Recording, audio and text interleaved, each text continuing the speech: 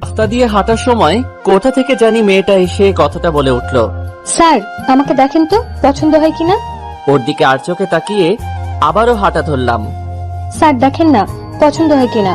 দেখো, আমাকে যেই রকম ভাবছো আমি সেই রকম না, আমাকে যেতে দাও। আমি আপনার থেকে কম রাখবো স্যার, দয়া করে ফিরিয়ে দিবেন না।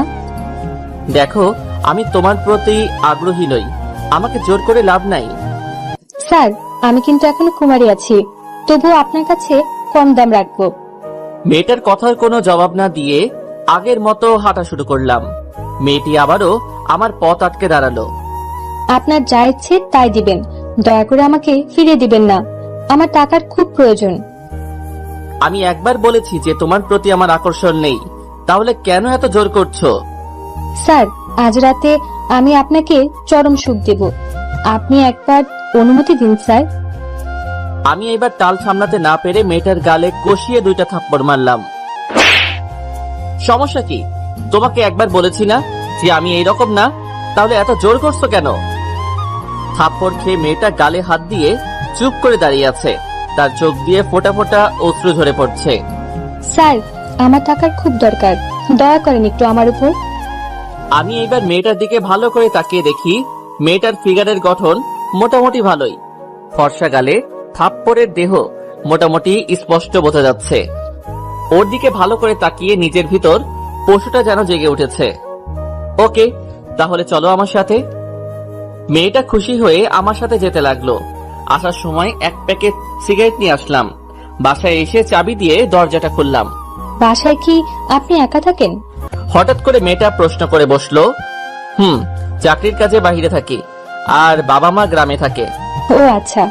তুমি গিয়ে ফ্রেশ হয়ে ওই রুমে বসো, আমি আসছি। এই বলে মেয়েটাকে একটা রুম দেখিয়ে দিলাম। মেয়েটা একটা মিষ্টি হাসি দিয়ে ওয়াশরুমে চলে গেল। এইদিকে আমি রান্নাঘরে গিয়ে 2 কাপ কফি বানিয়ে আনলাম। কাপ 2টা নিয়ে রুমে গেলাম। এই নিন, কফি খান। না স্যার, আমার নইলে দেরি হয়ে যাবে, আপনি আপনার কাজ শুরু করেন। এত তাড়াতাড়ি কিসের? সবুর করো, আগে কফি খেয়ে নাও। মেয়েটা আমার হাত থেকে কফির কাপটা নিয়ে চুমুক দিল। বাহ, আপনি তো খুব ভালো কফি বানাতে পারেন। পারি কিনা জানি না, তবে প্রতিদিন বানাতে বানাতে অভ্যাস হয়ে গেছে। কফি খাওয়া শেষ করে কাপটা পাশে রাখলাম। দয়া করে আপনি আপনার মুখটা পরিষ্কার করে আসেন, সিগারেটের গন্ধ আসছে খুব। আমি ছোট্ট একটা হাসি দিয়ে বলতে লাগলাম, বাহ, বেশ্যাদের আবার অস্বস্তি। বেশ্যা কথাটা শুনে যেন মেয়েটা বড় একটা শখ খেলো, যেটা আমি স্পষ্ট দেখতে পেলাম। আমি ওয়াশরুমে গিয়ে ফ্রেশ হয়ে আসলাম। মেয়েটার দিকে তাকাতেই যেন আমার শরীরের কামনাটা আরো বেড়ে গেল। মেয়েটার দিকে হঠাৎ আকর্ষণ বেড়ে যাওয়ার কারণ হলো তার দেহটা। ওর দিকে আস্তে আস্তে এগোতে লাগলাম। আজকে তোমাকে সারা রাত আমার কাছে থাকতে হবে। সারা রাত থাকতে হবে? কেন? কোনো সমস্যা তোমার? তাহলে তো আপনার আজকে অনেক টাকা খরচ হবে। আপনার তো টাকার প্রয়োজন, তাহলে আমি টাকা দিতে রাজি। তাহলে আমার কোনো সমস্যা নাই থাকতে, আপনি আপনার কাজ শুরু করেন। আমি কথা না বাড়িয়ে চুপচাপ মেয়েটির দিকে এগোতে লাগলাম। মেয়েটার মুখে অজানা ভয় বিরাজ করছে, যেটা আমার একদম দেখার বিষয় না। আমি মেয়েটাকে দেওয়ালের সাথে চেপে ধরলাম। ওর লাল ঠোঁটে জোড়াটা কাঁপছে। ঠোঁট দুটোতে চুমু খেতেই যেন সে কেঁপে উঠল। আমার প্রতিটা স্পর্শে সে সাড়া দিচ্ছে, কিন্তু তাও আবার জোর করে দিচ্ছে, যেটা আমি বুঝতে পারছি। সেই দিকে আমি লক্ষ্য না করে কামনায় ব্যস্ত হয়ে গেলাম। ধীরে ধীরে মেয়েটার নাভিতে স্পর্শ করতেই যেন ওর গায়ে শিহরণ দিয়ে উঠল। আমাকে বাধা দিতে গিয়ে পারল না, কারণ টাকার কাছে সে বন্দী। আমি ওকে ধীরে ধীরে বিবস্ত্র করে দিলাম। ধীরে ধীরে আমিও যেন মাতাল হয়ে যাচ্ছি। ঝাঁপিয়ে পড়লাম নিরীহ বেশ্যা মেয়েটার উপর। এইদিকে মেয়েটা ব্যথায় কাতরাচ্ছে, আমি সেই দিকেও খেয়াল না করে পশু হয়ে উঠলাম। মেয়েটা কুমারী থাকায় অনেক ব্লিডিং হয়েছে। নিজের কাজ শেষ করে ফ্রেশ হয়ে আসলাম। মেয়েটা তখনও বিছানায় ব্যথায় ছটফট করছে। মেয়েটাকে ফ্রেশ হতে সাহায্য করলাম। জানি মেয়েটার অনেক কষ্ট হয়েছে। আমি আরো এখন বিছানায় বসে আছি। মেয়েটা ধীরে ধীরে স্বাভাবিক হতে লাগলো। কেমন বোধ করছে এখন? এই তো ভালো বোধ করছি। আপনার সাথে মেলামেশা করলাম, অথচ আপনার নাম পরিচয়টা জানলাম না।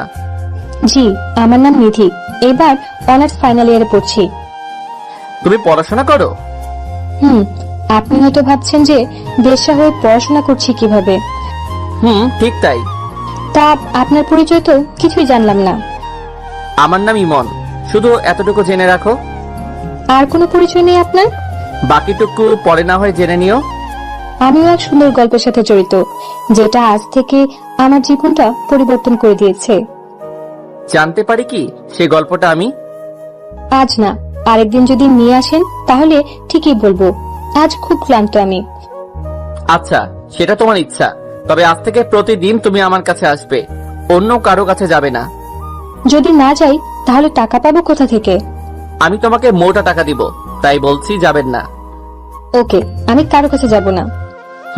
আজ যেখানে আমার সাথে দেখা হয়েছিল কাল ঠিক সেইখানে থাকবে, আমি তোমাকে নিয়ে আসবো।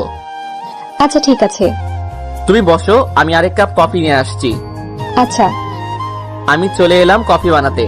কফির কাপ নিয়ে রুমে ঢুকে দেখি নিধি কার সাথে যেন কথা বলছে, আর আমাকে দেখে কলটা কেটে দিয়েছে। এই নাও তোমার কফি। ধন্যবাদ। আচ্ছা, আপনি কি একা থাকেন? একাই থাকি। কেন? আপনি আপনার ঘরের যা অবস্থা করে রেখেছেন, এটা কি মানুষ করে? নিধি কথা শুনে কিছুটা লজ্জা পেলাম। আসলে সারাটা দিন অফিসে থাকি তো, তাই সহজে গোছানো হয় না। আচ্ছা, এখন বিছানা থেকে নামুন। কেন, কি হয়েছে? আরে বাবা, নামতে বলেছি, নামুন। এত কথা বলছেন কেন? আমি বিছানা থেকে নেমে দাঁড়ালাম। নিধি আমার পুরোটা রুম সুন্দর করে গুছিয়ে দিল। এ কি, তুমি এই কাজ করছো কেন? আজ করেছি, কাল আপনি করবেন। আমি আজ দেখিয়ে দিলাম। ও আচ্ছা। নিধির সাথে কিছুক্ষণ গল্প করে ঘুমিয়ে পড়লাম। ভোর রাতে অনুভব করলাম যে কেউ একজন আমাকে ধাক্কাচ্ছে। ঘুম ঘুম চোখে তাকিয়ে দেখি যে নিধি দাঁড়িয়ে আছে। কি হয়েছে তোমার? ঘুম থেকে উঠুন আর আমাকে আমার পাওনাটা দিয়ে দিন। এই যে নাও তোমার টাকা। নিধি টাকা নিয়ে আর দাঁড়ালো না, সোজা চলে গেল। আমি আবার ঘুমিয়ে পড়লাম। সকালে উঠে ফ্রেশ হয়ে নাস্তা করে নিলাম। নাস্তা করে অফিসে চলে আসলাম। অফিসের কাজ করতে করতে সন্ধ্যা হয়ে গেছে, তাই কাজটা শেষ করে গাড়ি নিয়ে চলে আসলাম সেই জায়গায় যেখানে আমি নিধিকে আসতে বলেছি। ধুর, অনেকক্ষণ হয়ে গেল কিন্তু এখনো আসছে না। ধীরে ধীরে মেজাজটা আরো বেড়ে গেল। গাড়িতে ঢুকে গাড়িটা স্টার্ট দিলাম। হয়তো আজকে নিধি আসবে না, নয়তো আমার কথা ভুলে গেছে। গাড়ি কিছুটা সামনে এগোতেই পিছনে কেউ জানি ডাক দিয়ে উঠলো আমার নাম ধরে। গাড়িটা ব্রেক ধরে নেমে দেখি নিধি আমার দিকে আসছে। কি হলো, তোমার এত দেরি হলো কেন? বাসায় কাজ করছিলাম, তাই দেরি হয়ে গেছে। ওকে, গাড়িতে বসো তাহলে। বসছি। নিধি গাড়িতে বসলো, আমি ড্রাইভ করতে লাগলাম আর সিগারেট খাচ্ছি। আচ্ছা, আপনার এটা না খেলে হয় না? সিগারেটের কথা বলছো? ওইটার কথা বলছি। ইচ্ছে করলে ছাড়া যায়, কিন্তু ইচ্ছে করে ছাড়ি না। আজ থেকে আর আপনি সিগারেট খাবেন না। আপনার কথা হবে নাকি? আমার কথাই হবে। আপনি আর সিগারেট খাবেন না, এটা খুব খারাপ শরীরের জন্য। আচ্ছা, চেষ্টা করবো ছেড়ে দেওয়ার। হাতের সিগারেটটা ফেলে দিন। দিচ্ছি। এই বলে হাত থেকে সিগারেটটা ফেলে দিলাম। এই তো গুড। আর যাতে না দেখি এগুলো খাচ্ছেন। আমি কিছু না বলে নিধির দিকে তাকিয়ে আছি। এই, রাস্তায় তাকান, না হলে অ্যাক্সিডেন্ট হবে। নিধির কথায় রাস্তায় মন দিলাম। তাকিয়ে তাকিয়ে কি দেখছেন? তোমাকে দেখছি, অপরূপ লাগছে তোমাকে। আমি তো আমার সবকিছু আপনাকে দিয়েছি। কিন্তু একটা জিনিস দেননি। কি দেই নাই আমি? না হয় পরেই বলবো। আচ্ছা। কথা বলতে বলতে দুজনে বাসায় চলে আসলাম। তুমি গিয়ে ফ্রেশ হয়ে আসো। আপনিও হয়ে আসুন। আসছি আমি। আমি চলে আসলাম ফ্রেশ হওয়ার জন্য। ফ্রেশ হয়ে এসে কফি বানালাম। কফির কাপটা নিয়ে নিধির কাছে গেলাম। এই নাও, কফি খাও। আপনি এত কফি কিভাবে খেতে পারেন?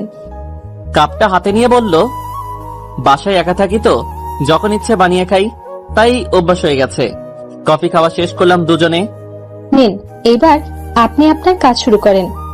কাজ শুরু করা যাবে, আগে তুমি কেন এই লাইনে এসেছো তার গল্পটা শোনাও আমাকে। আচ্ছা, সেটা না হয় কাজের পর শোনাবো। আপনি আগে কাজ শুরু করেন। আগে তুমি গল্পটা বলো। গল্প শুনেছি আপনাকে ভালো করে। এই বলে নিধি তার ঠোঁট দিয়ে আমার ঠোঁট দুইটা তার দখলে নিয়ে যায়। নিজেকে সামলাতে না পেরে সাড়া দিতে লাগলাম আমি ওর প্রতিটা স্পর্শে। নিধিকে যখন স্পর্শ করি ততবারই সে কেঁপে কেঁপে উঠছে, যেন অজানা শিহরণ বয়ে যাচ্ছে আমার শরীরে। আমি নিজের কাজে ব্যস্ত। এক পর্যায়ে নিধিকে বিবস্ত্র করে নিজের চাহিদাটা মেটাতে লাগলাম। মেয়েটি জবাই করা মুরগির মতো ছটফট করছে। হঠাৎ নিধি কোনো সাড়া দিচ্ছে না। তাকিয়ে দেখি ও অজ্ঞান হয়ে গেছে। নিজের চাহিদা কাজটা রেখে পানি ছিটিয়ে দিলাম ওর মুখে। নিধি চোখ মেলে তাকালো। ঠিক আছো তুমি? কিছুটা। ওকে, তুমি রেস্ট নাও, তোমাকে আর বিরক্ত করব না। না না, আপনি আপনার কাজ করে যান, আমি সহ্য করে থাকতে পারবো। তুমি একটু অপেক্ষা করো, আমি কফি নিয়ে আসছি। আচ্ছা। আমি আবার কফি বানাতে গেলাম। কফিটা বানিয়ে ওর হাতে কাপটা দিলাম। দুজনে পাশাপাশি বসে আছি। ও কাপে চুমুক দিচ্ছে আর কথা বলে যাচ্ছে। এমন সময় ওর কল আসলো। ও আমার কলটা ধরতে বিব্রত হচ্ছে, সেটা আমি বুঝতে পেরেছি।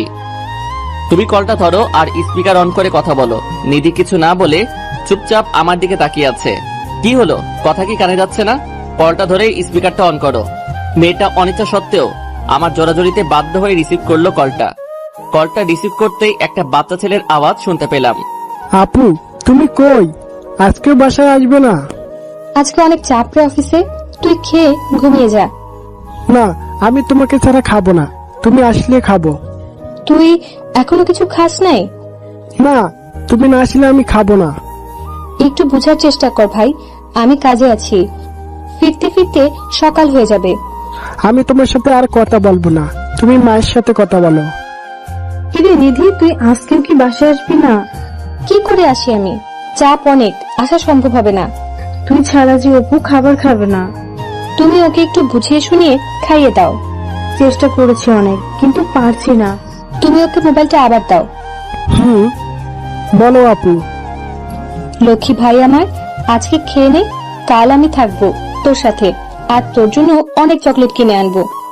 আচ্ছা, আজকের মতো খাচ্ছি, আর খাবো না। খেয়ে চুপ করে ঘুমিয়ে যা।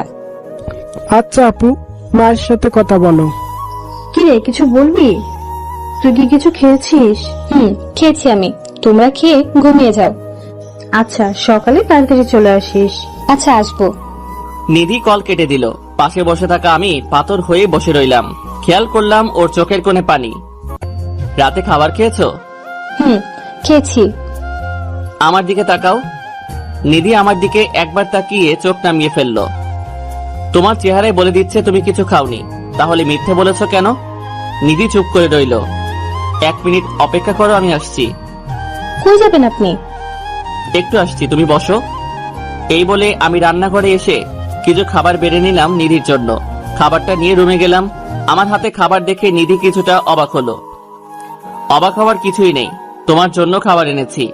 আমার খিদে নেই, আমি খাবো না। একদম চুপ, আর একটা কথা বলবা না। নিধি ধমক খেয়ে চুপ করে বসে রইল। নাও, হা করো, আমি ওকে খাইয়ে দিব। এইটা দেখে ও চমকে গেল। আপনি খাইয়ে দিবেন? আমি খাইয়ে দিব। সমস্যা আছে তোমার? নিধি মাথা নাড়িয়ে না বলল। তাহলে হা করো, আমি খাইয়ে দেই। নিধি হা করলো। আমি তাকে খাবারগুলো খাইয়ে দিতে লাগলাম। নিধি খাচ্ছে আর আমার দিকে তাকিয়ে আছে। এইভাবে কি দেখছো? আপনাকে দেখছি। কেন, আমাকে আগে দেখো নাই? দেখেছি, বাট এই রূপে আগে দেখি নাই। আচ্ছা, কথা না বলে চুপচাপ খেয়ে নাও। নিধিকে খাইয়ে বাকি খাবারগুলো রেখে আসলাম।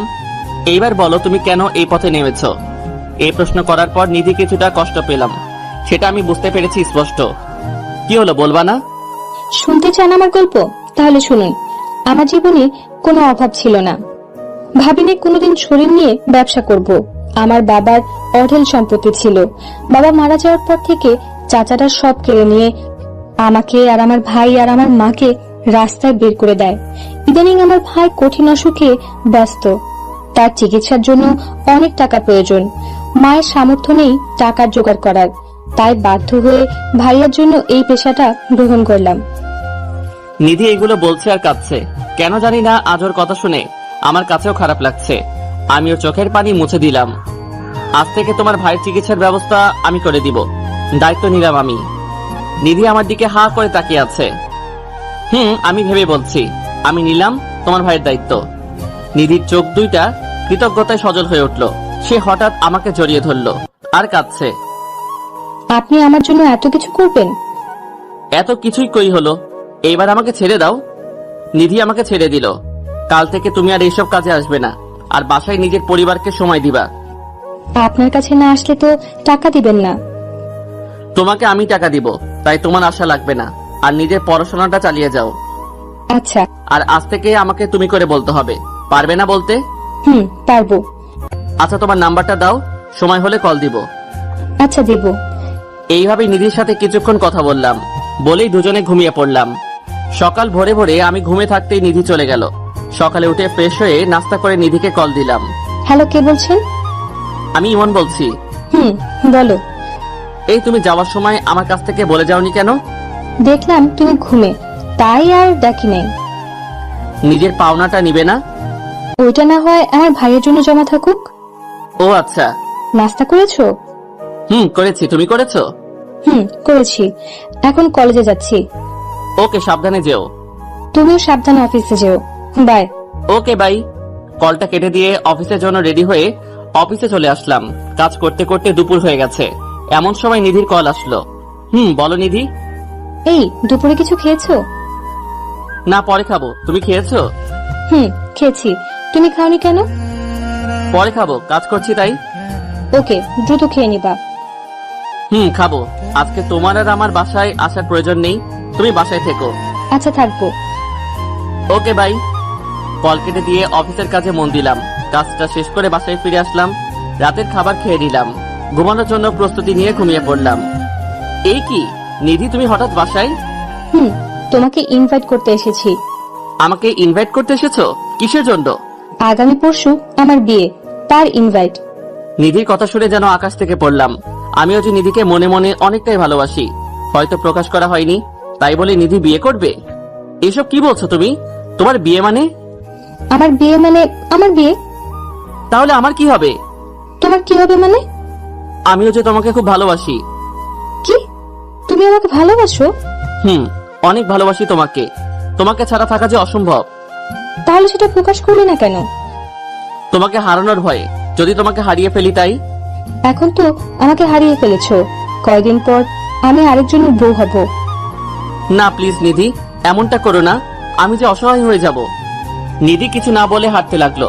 আমি ওকে পিছন থেকে ডাকছি, নিধি দাঁড়াও, প্লিজ দাঁড়াও। হঠাৎ ঘুমটা ভেঙে গেল আমার। পুরো শরীর দিয়ে আমার ঘাম বের হচ্ছে। তাহলে কি এটা স্বপ্ন দেখলাম? কিন্তু নিধিকে নিয়ে দেখলাম কেন? বুকটা এখনো ধপাস ধপাস করছে। ঢকঢক করে এক গ্লাস পানি খেয়ে নিলাম, তাও যেন কেউ বুকের ভিতর হাতুড়ি দিয়ে পিটাচ্ছে। আচ্ছা, আমি নিধিকে নিয়ে এই স্বপ্ন দেখলাম কেন? এই 2 দিনে মেয়েটার প্রতি মায়া জন্মে গেছে, তাই বলে এই স্বপ্ন দেখবো আমি? নিধিকে একটা কল দিব? না থাক, হয়তো এখনো ঘুমিয়ে আছে, তাই আর কল দিলাম না। হঠাৎ মোবাইলে যেন কেউ কল দিয়ে বসলো। তাকিয়ে দেখি নিধির কল। কি ব্যাপার নিধি, এই সময় কল দিল কেন? কোনো সমস্যা হয়নি তো? দ্রুত মোবাইলটা রিসিভ করলাম। এত রাতে কল দিলে যে, কোনো সমস্যা হয়েছে? না, আমার ঘুম আসছে না, তাই কল দিয়েছিলাম। তোমাকে বুঝি বিরক্ত করলাম? না না, কিসের বিরক্ত? তুমি ঘুমাওনি? ঘুমিয়েছিলাম, কিন্তু একটা অদ্ভুত স্বপ্ন দেখছি, তাই ঘুমটা ভেঙে গেল। কি স্বপ্ন দেখেছো? সেটা এখন না, পরে বলবো। তোমার ঘুম আসছে না কেন? জানি না কেন আসছে না, তবে কল কাটার পর আসবে হয়তো। ও তাই? তাহলে ঘুমিয়ে পড়ো। সকালে আমার অফিস আছে। ওকে, গুড নাইট। কলটা কেটে দিয়ে আমি আবারও হারিয়ে গেলাম ঘুমের রাজ্যে। সকালে ঘুম থেকে উঠে ফ্রেশ হয়ে নিলাম। নাস্তা করার পর দেখি নিধি কল দিয়েছে। কলটা রিসিভ করলাম। বলো। এই, তুমি কি বেরিয়েছো? না, এই তো এখন বের হব। আচ্ছা, তুমি বের হও। কেন, কি হয়েছে? কিছু না, তুমি বের হও। এই বলে নিধি কল কেটে দিল। আমি রেডি হয়ে নিচে আসলাম। নিচে এসে দেখি নিধি দাঁড়িয়ে আছে। আরে তুমি, তাও এই সময়? কলেজে যাব। তো যাও, এইখানে কি? আমি তোমার সাথে যাব। আচ্ছা, তাহলে অফিসে যাওয়ার সময় নামিয়ে দিব তোমাকে। আচ্ছা। দুজনে গাড়িতে বসলাম। আমি ড্রাইভ করছি। কাল রাতে ঘুম হয়েছে? হয়েছে কোনো মতে। বেশি ভালো না হওয়ার কারণ? কারণটা অন্য কেউ, যে আমার রাতের ঘুমটা কেড়ে নিয়েছে। তা কে সে ব্যক্তি? নাম বলা যাবে না, আছে একজন। তা তোমার ঘুম না আসার কারণ? আমার কারণ আছে, সেটা বলা যাবে না। কি এমন কারণ যে আমাকে বলা যাবে না?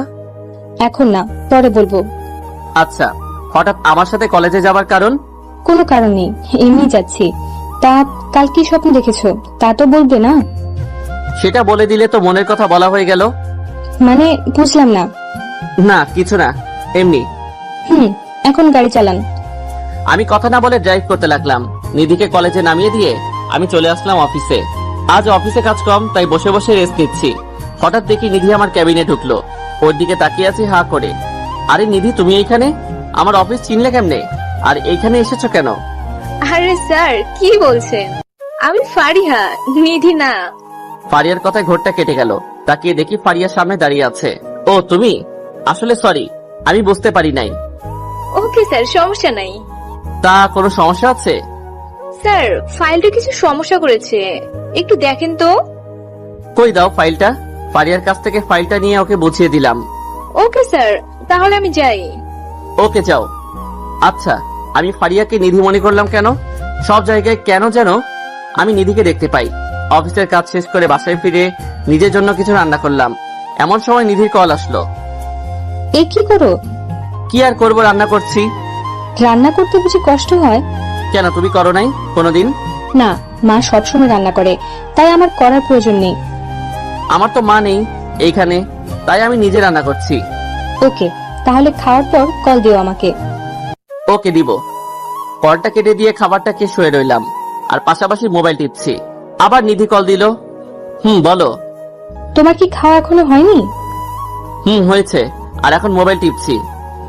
আমাকে কল দেওয়ার কথা কি মনে ছিল না? ও, একদম ভুলে গেছি, সরি সরি। ভুলে তো যাবেই। আচ্ছা শোনো না, বলো।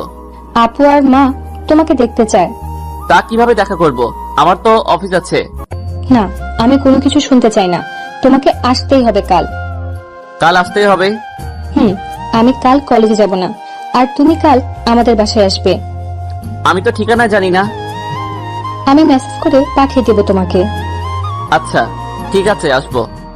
আমি তোমার অপেক্ষায় থাকবো। আচ্ছা তুমি ঘুমাও, গুড নাইট। ওকে, গুড নাইট। কলটা কেটে দিয়ে কিছুক্ষণ মোবাইল টিপলাম, তারপর তলিয়ে গেলাম গভীর ঘুমে। সকালে উঠে ফ্রেশ হয়ে মোবাইলটা চেক করে দেখি নিধি তার ঠিকানা পাঠিয়ে দিয়েছে। নাস্তা করে রেডি হলাম নিধির বাসায় যাওয়ার জন্য। ওদের বাসার ঠিকানা খুঁজে বের করে ওদের দরজায় কলিং বেল চাপ দিয়ে দাঁড়িয়ে আছি।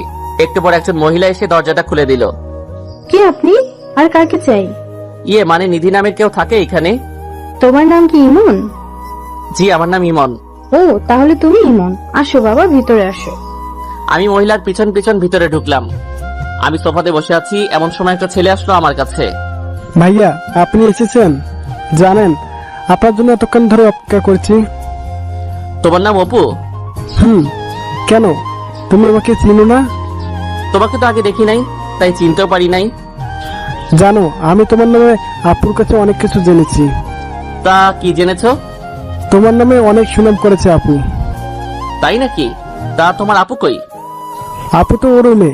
আচ্ছা, আমি ডাক দিয়ে আসি। দাও। আপু চলে গেল নিধিকে ডাকার জন্য। আমি ওদের বাড়ি চারপাশে দেখতে লাগলাম। আরে তুমি এখানে? আর আমি তোমাকে খুঁজে যাচ্ছি। নিধির কথা শুনে ওর দিকে তাকিয়ে হা করে দাঁড়িয়ে আছি। নিধি আজ সুন্দর করে সেজেছে, ঠিক আমার মনের মতো।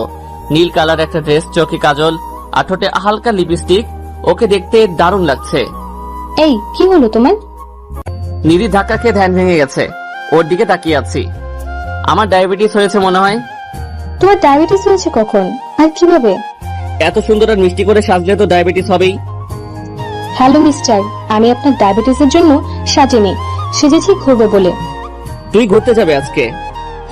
যাব। তা তোমার সাথে। আমার সাথে মানে? তোমাকে এখানে আনার প্ল্যান হচ্ছে মা আর আপুর সাথে পরিচয় করিয়ে দিয়ে, তারপর আমি আর তুমি সারাদিন ঘুরবো। আমি যদি না ঘুরতে যাই তাহলে কি করবে? মেরে নাক ফাটিয়ে দেব। এখন চলো। চলো। আজকে প্রথম নিধির সাথে ঘুরতে যাব। ভালোবাসার মানুষের সাথে ঘুরতে যাওয়ার অনুভূতি আগে হয় নাই, আর আজকে নিধিকে প্রপোজ করে দিব। যা হবার হবে। আউচ! এই তুমি আমাকে চিমটি কাটলে কেন? তুমি কি বলা নাকি? অনেকক্ষণ যাবত আমি ডাকছি, অথচ তুমি শুনছো না। আসলে আমি একটা কথা ভাবছি, তাই শুনতে পারি নাই। এভাবে হাঁটবে নাকি একটা রিক্সা নেবে? ওকে দাঁড়াও, আমি রিক্সা ডাকছি। একটা রিক্সা ডেকে নিধির পাশে বসলাম। নিধির পাশে বসতেই আজান শিহরণ দিয়ে কাজ করছে মনে। ইমন, তুমি কি কিছুই বুঝো না? আমি আবার কি বুঝবো? সত্যি কিছু বুঝো না? আরে আজব তো, বলবো তো কি বুঝবো। না, কিছু না, এমনি বললাম। চলো রিক্সা থেকে নেই, ওই জায়গায় যাই। চলো। রিক্সা থেকে নেমে ভাড়াটা পরিশোধ করে আমি আর নিধি চলে আসলাম একটা লেকের পাশে। চারদিকটা খুব শান্ত বিরাজ করছে। একটা পিচ্ছি মেয়ে ফুল নিয়ে যাচ্ছে। আমি ওর কাছ থেকে অনেকগুলো গোলাপ কিনলাম। এগুলো আবার কার জন্য কিনেছো? আমি কিছু না বলে ওর সামনে গিয়ে হাঁটু গেড়ে বসলাম। চুপচাপ ওর মুখের দিকে তাকিয়ে বলতে লাগলাম, জানি না তুমি আমাকে কি জাদু করেছো। শত ব্যস্ততার মাঝে আমি শুধু তোমাকে দেখতে পাই। আমার প্রতিটা নিঃশ্বাসে যেন তোমার অস্তিত্ব খুঁজে পাই। আমার প্রতিটা অনুভূতি যেন তোমাকে ঘিরে। আমি তোমাকে শত ব্যস্ততার মাঝেও ভালোবেসে ফেলেছি। পারবি কি আমার অগোছালো জীবনটা গুছিয়ে দিতে? I love you. চোখটা বন্ধ করে চুপচাপ বসে আছি নিধির উত্তরের আশায়। জানি না সে কি বলবে আমাকে, হয়তো আমাকে নিষেধ করে দিবে। হালকা চোখ খুলে দেখি নিধির চোখে পানি। আমি উঠে ওকে জড়িয়ে ধরলাম। জড়িয়ে ধরার সাথে সাথে যেন ওর কান্না আগের থেকে বেড়ে গেল। এই পাগলি, কাঁদছো কেন?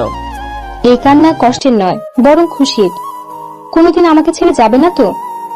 না, কোনোদিন যাব না, তুমি শুধু আমার। মনে থাকে যেন। আচ্ছা, এইবার চোখের পানি মুছে ফেলো বলছি। মুছলাম। এইবার মিষ্টি করে হাসি দাও। দিলাম। চলো এইবার ওইখানে গিয়ে বসি। চলো। দুজনে পাশাপাশি বসে আছি। আচ্ছা, আমাকে প্রপোজ করার চিন্তা আসলো কিভাবে? তোমাকে আমি নিজের অস্তিত্বের সাথে মিশিয়ে দিয়েছি। তা কিভাবে মিশিয়েছো? তোমাকে নিয়ে আমি রাতে স্বপ্ন দেখেছি, আবার আমার সহকর্মীকে তুমি ভেবে উল্টাপাল্টা কথা বলেছি। তাই নাকি? সব তোমার জন্য। আমাকে জাদু না করলেই পারতে। আচ্ছা, তোমার খারাপ লাগে না একজন পতিতার সাথে বসে আছো আর প্রেম করছো? নিধির মুখে পতিতা নামটা শুনে কিছুটা কষ্ট পেলাম। তুই তো পতিতা না, তুই তো আমার কাছে এসেছিলে আর আমি তোমাকে গ্রহণ করেছি। আমার কাছে তুমি পতিতা নও। আমাকে গ্রহণ করে কি নিজের জীবনটা নষ্ট করে দিলে? একটা থাপ্পড় দিব এখন, আর একটাও কথা বলবা না। যেটা সত্যি তাই বললাম। আমি চলে যাব নাকি এখান থেকে? ওকে, সরি, আর বলবো না। মনে থাকে জানো, আমি তোমাকে খুব শীঘ্রই বিয়ে করে নিজের করে নিব। আমাকে তোমার বাবা মায়ের কাছে নিয়ে যাবে না? অফিসটা বন্ধ দিলে আমি তোমাকে নিয়ে যাব। ওকে। এখন চলো কিছু কিনবো। কি কিনবে এখন? আগে চলো, তারপর দেখবে কি কিনি। ওকে, চলো। নিধিকে নিয়ে একটা মার্কেটে গেলাম। মেয়েদের শপে ঢুকতেই নিধি হাত ধরে ফেললো। কি হলো, হাত ধরলে কেন? এটা তো মেয়েদের পণ্যের দোকান, এখানে তুমি কি করবে? ভিতরে চলো, কাজ আছে। নিধি আর আমি ভিতরে ঢুকে শাড়ি দেখতে লাগলাম। নিধি অবাক চোখে আমার দিকে তাকাচ্ছে আর আমার সাথে হাঁটছে। দুইটা শাড়ি কিনলাম, আর ছোটদের জামা আর প্যান্ট কিনলাম। আচ্ছা, এগুলো কিসের জন্য কিনেছো? আর এগুলো তো মেয়েদের কাপড়। আমি তো মেয়েদের গুলাই কিনলাম, একজনকে দিব বলে। কাকে দিবে এগুলো? সেটা না হয় পরেই বলবো। ওকে, আজকে আর ঘুরবো না, এখন বাসায় যাব। ওকে চলো, তোমাকে এগিয়ে দিয়ে আসি। চলো। নিধিকে পাশের সিটে বসিয়ে ড্রাইভ করে ওদের বাসার সামনে নিয়ে এলাম। এই নাও, এইগুলা তোমাদের জন্য। কি, এগুলো আমার জন্য? একটা শাড়ি তোমার মায়ের জন্য, আর একটা তোমার জন্য। জামা আর প্যান্টগুলো অপুর জন্য। কি দরকার ছিল আমার জন্য এগুলো কেনার?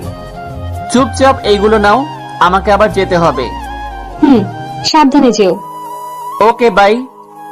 নিধিকে বিদায় দিয়ে বাসায় চলে আসলাম। বাসায় আসতে আসতে বিকেল হয়ে গেছে। পরের দিন সকালে নাস্তা করে অফিসে যাওয়ার জন্য রেডি হচ্ছি, এমন সময় নিধি কল দিল। বলো। এই, তুমি অফিসে যাওয়ার সময় আমাদের এদিক দিয়ে আসবা। কেন? তোমার সাথে কলেজে যাব, তাই এদিকে আইসো। ওইখান দিয়ে তো আমার অনেক দূর হয়ে যাবে তাহলে। হলে হোক, তোমাকে আসতেই হবে। ওকে, আমি গাড়ি নিয়ে তোমাদের ওইখান দিয়ে আসছি। ওকে, তাড়াতাড়ি আইসো, আমি অপেক্ষা করছি। আসছি। কলটা কেটে দিয়ে তাড়াতাড়ি রেডি হয়ে নিলাম। গাড়ি নিয়ে দ্রুত চলে আসলাম নিধির বাসার সামনে। গিয়ে দেখি নিধি রাস্তায় দাঁড়িয়ে আছে। আমি ওর সামনে গাড়িটা দাঁড় করালাম। উঠে পড়ো তাড়াতাড়ি। নিধি আমার পাশে বসলো। আমি ড্রাইভ শুরু করলাম। হঠাৎ আমাকে এইখান দিয়ে আসতে বলেছো কেন? আমি প্রতিদিন তোমার ওইখানে যেতে পারবো না, তাই তোমাকে এখানে আসতে বলছি। এইখানে আসলে আমার আরো দেরি হয়ে যায়। হলে হোক, তবুও তুমি আসবে। আসবো। জানো, কাল তোমার দেওয়ার জিনিসগুলো পেয়ে ওরা অনেক খুশি হয়েছে। তাই নাকি? তা তুমি খুশি হওনি? আমিও অনেক।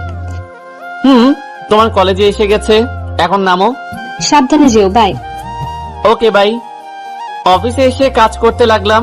এমন সময় বসের থেকে খবর আসলো যে পারিপার্শ্বিক কিছু কাজের জন্য অফিস নাকি কয়েকদিন বন্ধ।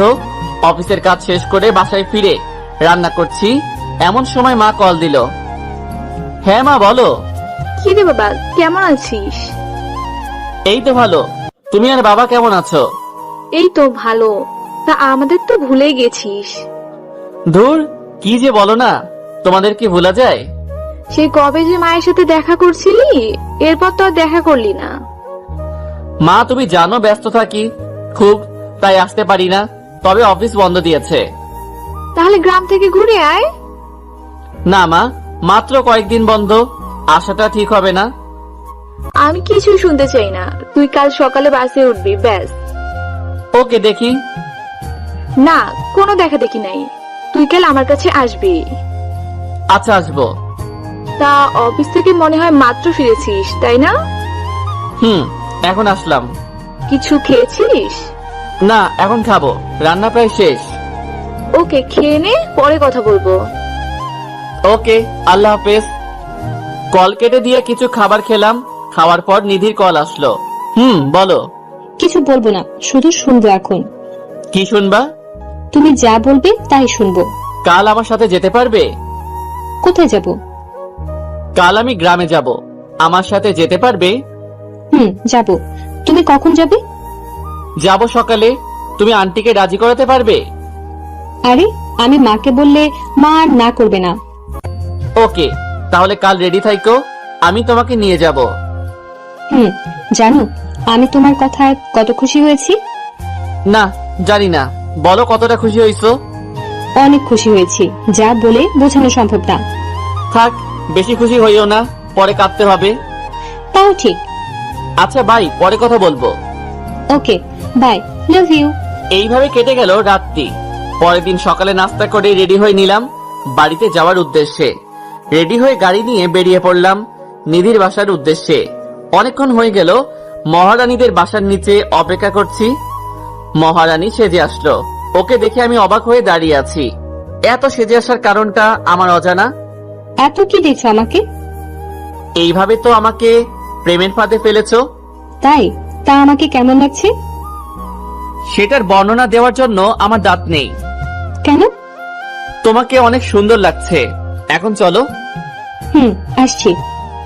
নিধি আমার পাশে বসেছে। প্রায় ঘন্টাখানেক ড্রাইভ করছি, এখনো 3 ঘন্টার রাস্তা বাকি। এই শোনো না।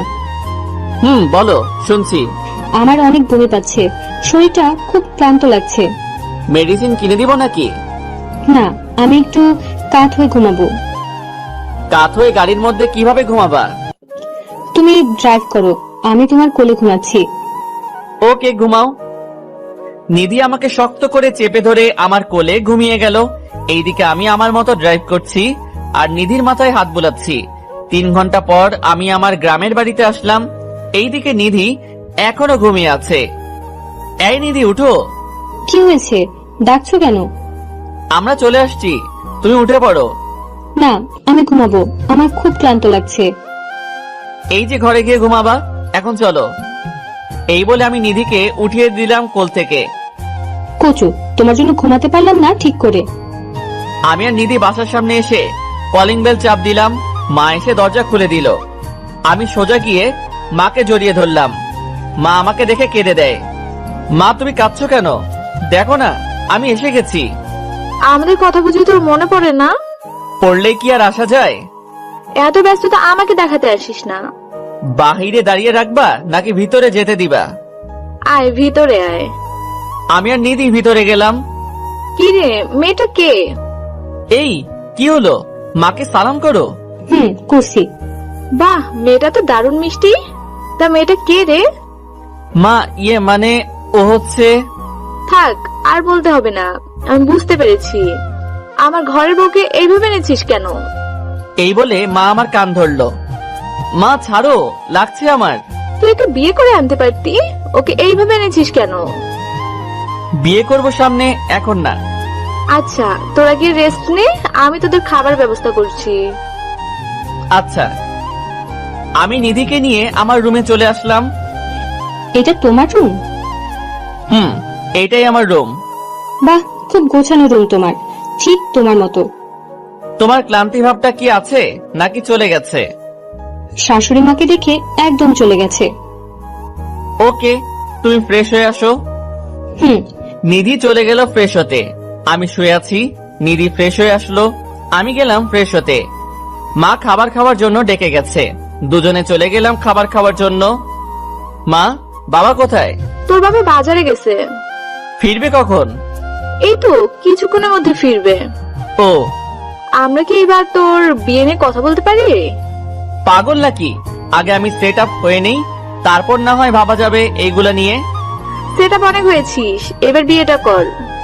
না, এখন না, কয়েকদিন পর। আমি তোর বাবার সাথে এই নিয়ে কথা বলবো। মায়ের মুখে বিয়ের কথা শুনে নিধির মুখ লাল হয়ে গেছে লজ্জায়। লজ্জা নিয়ে খাবারটা খেয়ে রুমে আসলাম। কিছুক্ষণ পর আমার রুমে নিধি আসলো। এ কি, তুমি আমার রুমে কি করছো? এমনি আসলাম তোমার রুমে। তুমি মায়ের সাথে গল্প করো, আমি একটু ঘুমিয়ে নেই।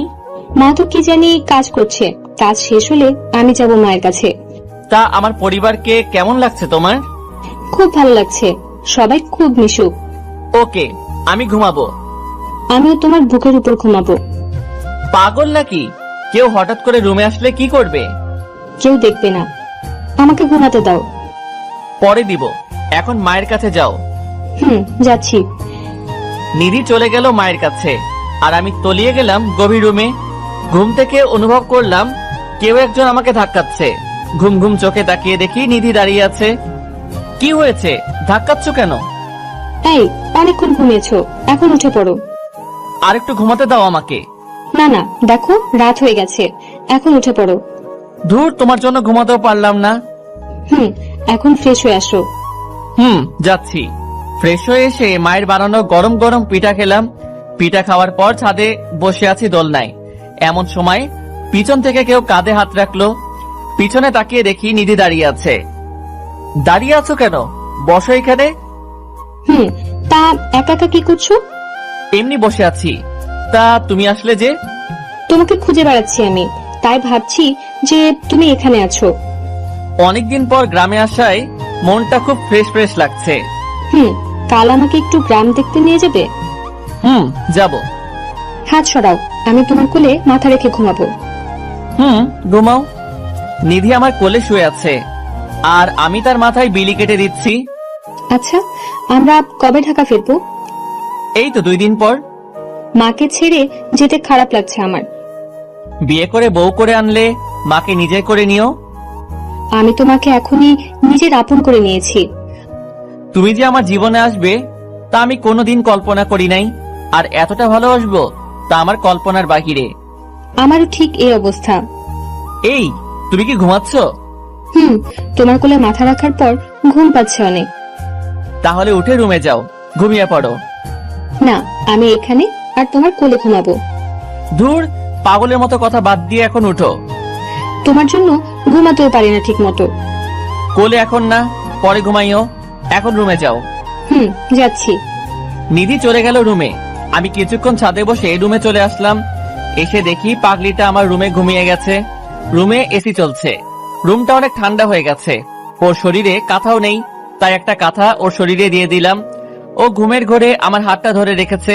আমি ওর কপালে একটা ভালোবাসার পরশ এঁকে অন্য রুমে চলে আসলাম। এসে ঘুমিয়ে গেলাম। পরের দিন ভোর রাতে অনুভব করলাম কেউ একজন বুকের উপর খুব চাপ দিচ্ছে। ঘুম চোখে দেখি নিধি শুয়ে আছে। আমি ওকে দেখে লাফ দিয়ে উঠেছি, যার কারণে নিধি মাটিতে পড়ে গেল। ও মারে, মরে গেলাম রে, কোমরটা মনে হয় শেষ। ওর চিৎকার শুনে দ্রুত ওর মুখ চেপে ধরলাম। এই, কি করছো? এত জোরে চিৎকার করছো কেন? তুমি আমাকে ফেলে দিলে কেন? তুমি যেইভাবে শুয়েছিলা আমি ভাবছি আরো ভূত শুয়ে আছে। তাই বলে কি এইভাবে আমাকে ফেলে দিবা নাকি? হয়েছে বাবা, সরি। এখন তুমি তোমার রুমে যাও। আমি যেতে পারবো না, আমার কোমর ব্যথা করছে। কেউ দেখার আগে আমি তোমাকে দিয়ে আসি। না, আমি তোমার বুকে ঘুমাবো, তাহলে ঠিক হয়ে যাবে। আরে না, কেউ দেখে ফেললে সমস্যা হবে। কিছু হবে না, আমি সকাল হলে চলে যাব। তবুও না, তুমি এখন তোমার রুমে যাও। না, আমি যাব না, এখন আমি চিৎকার করবো বলে দিলাম। ধুর, তোমাকে নিয়ে আর পারি না। তোমাকে পারতে হবে না। এই বলে নিধি আমাকে জোর করে জড়িয়ে ধরে শুয়ে পড়ে। যেভাবে শুয়ে আছো সেভাবেই থাকো, নড়াচড়া করবা না একদম। করব না। গুড। ভোরে ভোরে চলে যেও কিন্তু। ওকে। নিধিকে বুকের মাঝে রেখে আবারও ঘুমিয়ে পড়লাম। সকালে উঠে দেখি নিধি আমার বুকে এখনো শুয়ে আছে। এই উঠো, মা চলে আসবে। কি হয়েছে? ঠিক মতো ঘুমাতে দিবে না নাকি? তুমি তোমার রুমে যাও, সকাল হয়ে গেছে। এই বলে নিধিকে উঠিয়ে দিলাম। আজকে অনেক ভালো ঘুম হয়েছে আমার। ভালো হয়েছে, এখন যাও। যাচ্ছি বাবা, যাচ্ছি। সকালে নাস্তা করে নিলাম। নাস্তা করে আমি আমার রুমে বসে আছি। কিছুক্ষণ পর নিধি সেজেগুজে আমার রুমে আসলো। কি হলো? এত সাজার কারণটা কি? তুমি জানো না কেন এত সেজেছি? না, আমার তো কিছুই মনে পড়ছে না। আজকে তো আমাকে নিয়ে গ্রাম ঘুরতে বের হবা, এটাও কি ভুলে গেছো? ও, মনে পড়েছে। আচ্ছা, তুমি একটু অপেক্ষা করো, আমি রেডি হচ্ছি। তাড়াতাড়ি করো, নইলে দেরি হয়ে যাবে। আচ্ছা। দ্রুত রেডি হয়ে নিধির সামনে গেলাম। শেষ তোমার দেরি হওয়া? শেষ করলাম মাত্র। দেখি হাতটা। আমার হাত দিয়ে তুমি কি করবে? দিতে বলেছি দাও। কথা না বাড়িয়ে হাতটা বাড়িয়ে দিলাম নিধির দিকে। আউচ! এই তুমি আঙ্গুলে কামড় মারলে কেন? আমি ছাড়া কেউ যাতে নজর না দেয়, তাই এমন করেছি। ওকে, এখন চলো। নিধির হাত ধরে বেরিয়ে পড়লাম গ্রামের আলপথ দিয়ে। চারপাশে সবুজ মাঠের সমারোহ, সোনালী ফসল বাতাসে দোল খাচ্ছে। আমি নিধির হাত ধরে সামনে এগিয়ে যাচ্ছি। নিধিকে নিয়ে সারা গ্রাম ঘুরলাম। এখন দুজনের রাস্তা দিয়ে হাঁটছি আর গল্প করছি। এই ফুচকা খাবো। দূর, এইগুলো ভালো না, অসুস্থ হয়ে যাবে। না, আমি খাবোই, চলো না খাবো। ওকে চলো। নিধির জন্য ফুচকা অর্ডার করলাম। তুমি খাবে না? না, আমি খাবো না। বুঝেছি, আমার কাছ থেকে খাওয়ার ধান্দা, তাই না? ঠিক তাই। আমার কাছ থেকে একটাও দেব না। ওকে, দিও না। ফুচকা দিয়ে গেল আর নিধি খেতে লাগলো। আমি আনমনা ভাবে ওর খাওয়া দেখছি। কি দেখছো এমন করে? রাক্ষসীর খাওয়া দেখছি। কি? আমি রাক্ষসী?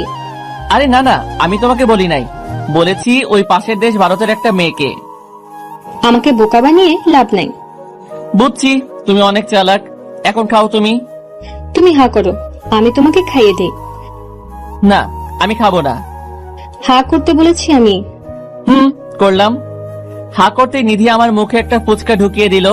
আমিও খেতে লাগলাম। কি কেমন লাগছে? ভালোই লাগছে। তাড়াতাড়ি খাও, মা আবার চিন্তা করবে। খাচ্ছি। নিধির খাওয়া শেষ করে আমরা চলে আসলাম বাসায়। এইভাবে গ্রামে কয়েকদিন ছিলাম, এখন আবার শহরে ফিরে যাব। ব্যাগ গোছানো শেষ। মায়ের কাছ থেকে বিদায় নেওয়ার সময় নিধি কেঁদে দিয়েছে। অতঃপর মায়ের কাছ থেকে বিদায় নিয়ে ঢাকা চলে আসলাম দুজনে। কাল সকালে অফিস আছে, তাই রাতে কিছু রান্না করে খেয়ে নিলাম। অফিস শুরু হয়েছে অনেক আগেই। মায়ের জোড়াজড়িতে অনেকদিন থাকতে হয়েছে। নিধিকে ওর বাসায় এগিয়ে দিয়ে এসেছি। রাতে খাবার খেয়ে শুয়ে আছি, এমন সময় নিধির কল আসলো। বলো। আমার কিছুই ভালো লাগছে না। কেন? মাকে খুব মিস করছি আমি। মন চায় মায়ের কাছে ফিরে যাই। ওকে, অফিস বন্ধ দিলে আমরা আবার যাব। কি করছো এখন? এই তো খেয়ে শুয়ে আছি। তুমি কি করছো? আমিও শুয়ে আছি। আচ্ছা, পরে কথা বলি, আমাকে আবার কাল অফিসে যেতে হবে। Okay, good night, love you. Okay, love you. Call কেটে দিয়ে ঘুমিয়ে পড়লাম। পরের দিন সকালে অফিসে চলে গেলাম। ঠিক এমন সময়ে বসের ডাক আসলো। আসবো স্যার? জি মিস্টার ইমন, আসুন। ধন্যবাদ স্যার। তা আপনি দাঁড়িয়ে আছেন কেন? বসেন এইখানে। তা স্যার ডেকেছেন কেন? কারণটা হলো আমাদের অফিসের কাজে প্রতি বছর কিছু লোক দেশের বাইরে যায়, তা আমি চাই এইবার আপনি যান। ওকে স্যার, আমি যেতে পারবো। আপনাকে নেওয়ার কারণটা হলো আপনি খুব ভালো দায়িত্ব পালন করতে পারেন, আশা করি এটাও পারবেন। আমি আমার সর্বোচ্চ চেষ্টা করব। গুড, তাহলে আপনি এখন যান, খুব শীঘ্রই আপনার ফ্লাইট হবে। ধন্যবাদ স্যার। ক্যাবিনে বসে বসে ফাইলগুলো চেক করছি, এমন সময় নিধি কল দিল। বলো। ইমন, তুমি কোথায়? একটু আসতে পারবে? নিধির কান্না শুনে যেন বুকটা মোচড় দিয়ে উঠলো। কি হয়েছে তোমার? কাঁদছো কেন? আমাকে খুলে বলো। আমার ভাইয়া খুব অসুস্থ হয়ে যায় হঠাৎ করে। আমরা তাকে ঢাকা মেডিকেলে নিয়ে যাচ্ছি। ওকে, তোমরা থাকো, আমি আসছি এক্ষুনি। আসো। একদম কাঁদবে না বলে দিলাম, তোমার ভাইয়ের কিছুই হবে না। তাই যেন হয়। আমি আর দেরি না করে বসের কাছ থেকে ছুটি নিয়ে চলে গেলাম হাসপাতালে। কেবিনের সামনে নিধি বসে আছে আর কাঁদছে। আমাকে দেখে ও জড়িয়ে কান্না শুরু করে দিল। বললাম না কাঁদতে না, আবার কাঁদছো কেন? তা ডাক্তার কি বলেছে? ডাক্তার এখনো কিছু বলে নাই, তবে ওনার চেম্বারে ডেকেছিল। গিয়েছো তুমি চেম্বারে? না, এখন যাব, তুমিও সাথে চলো। আসছি। আমি আর নিধি চলে গেলাম ডাক্তারের চেম্বারে। তা ডাক্তার সাহেব কি বুঝলেন রোগীকে দেখে? আসলে আমরা ওর চেক আপ করেছি, তাতে ধরা পড়েছে যে ছেলেটার ব্রেন টিউমার হয়েছে। ডাক্তারের কথা শুনে নিধি ঠাস করে মাটিতে বসে পড়ে। এত ভেঙে বললে চলবে নাকি? আরো শক্ত হও। আমরা কাল ওকে অপারেশন করব, তাতে অনেক টাকা যেতে পারে। টাকার কথা চিন্তা করা দরকার নাই, আপনারা আপনাদের কাজ শুরু করেন। ওকে, তাহলে কাল আমরা অপারেশন শুরু করব। তাই করুন। ডাক্তারের চেম্বার থেকে বেরিয়ে এসে অপুর ক্যাবিনে ঢুকলাম। ছেলেটা গুটিসুটি মেরে শুয়ে আছে। অপু কেমন লাগছে এখন? জি ভাইয়া, ভালো লাগছে। তুমি খুব দ্রুত সুস্থ হয়ে উঠবে, চিন্তা করো না। আচ্ছা, আর যা যা খেতে মন চাইবে তা তোমার আপুকে বলবে। ঠিক আছে। আমি ক্যাবিন থেকে বেরিয়ে পড়লাম। নিধি, এই টাকাগুলো রাখো। না না, টাকার দরকার নেই আমার। আছে, অপুর হঠাৎ কিছু লাগতে পারে, তাই টাকাগুলো দরকার আছে। না থাক, লাগবে না। নিতে বলেছি তোমাকে। নিধি চুপচাপ আমার কাছ থেকে টাকাগুলো নিল। যা যা লাগবে আমাকে কল করে জানিও, আমি এসে দিয়ে যাব। আর চিন্তা করো না, অপু ঠিক হয়ে যাবে। তাই যেন হয়। আচ্ছা, তোমার মা কোথায়? মা টেনশন করবে বলে ওনাকে আর সাথে নিয়ে আসি নাই। ভালো করেছো, আর ঠিক মতো খাবার খাবে। তাহলে আমি যাই। ওকে, সাবধানে যেও। আমি চলে আসলাম বাসায়। অফিসের কাছে বাহিরে যাওয়ার কথা নিধিকে বলি নাই, কারণ এই অবস্থাতে যদি ওই কথা বলি তাহলে মন আরো ভেঙে পড়বে। বাসায় এসে কিছু খাবার খেয়ে নিলাম। হঠাৎ বসের কল আসলো। হ্যাঁ স্যার, বলেন। তোমার কাল অফিসে আসার দরকার নাই, তোমার কাল 7টায় ফ্লাইট। স্যার, এত তাড়াতাড়ি? হঠাৎ সময়টা নির্ধারণ করা হয়েছে। ওকে স্যার, আমি আসবো। কল কেটে দিয়ে ভাবতে লাগলাম কি করব আমি এখন। কাল অপুর অপারেশন, আবার কাল ফ্লাইট। কোন দিকে যাব আমি? ফ্লাইটের কথা যদি নিধিকে জানাই তাহলে ওর মনটা ভেঙে যাবে। না থাক, ওকে কাল আমার ড্রাইভারকে দিয়ে টাকাটা পাঠিয়ে দিব, আর সময় বুঝে ফ্লাইটের কথাটা বলবো। তাড়াতাড়ি করে ব্যাগটা গুছিয়ে নিলাম। অপুর খবর নেওয়ার জন্য নিধিকে কল দিলাম। নিধির মোবাইল বন্ধ আছে, হয়তো চার্জ নেই মোবাইলে। রাতে মোবাইলটা চার্জ দিয়ে শুয়ে পড়লাম। ভোর রাতে উঠলাম। আচ্ছা, নিধিকে কি এখন কল দিব? না থাক, ও এখন ঘুমাচ্ছে, বিরক্ত করে লাভ নাই। অপারেশনের টাকা আমার ড্রাইভারের কাছে দিয়ে আমি চলে আসলাম এয়ারপোর্টে। অফিসের আরো কর্মকর্তা আমার সাথে যাচ্ছে। আমরা সবাই সিঙ্গাপুরে যাব। সবাই বিমানে বসলো, আর বিমান সিঙ্গাপুরের উদ্দেশ্যে উড্ডয়ন করলো।